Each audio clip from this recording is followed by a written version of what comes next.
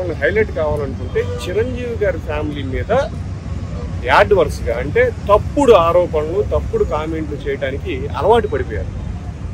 ఒక వ్యక్తి ఎదగాలి అంటే రాజకీయాలు ఎదగాలనుకున్నప్పుడు కూడా ఇదే పరిస్థితి.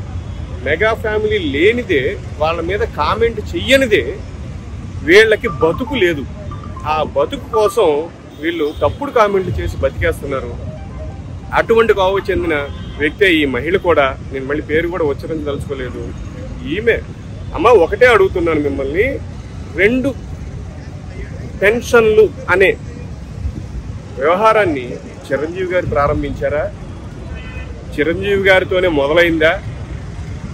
లేకపోతే చిరంజీవి గారు ఏమైనా స్పెషల్గా బిల్లు తెప్పించుకున్నారా?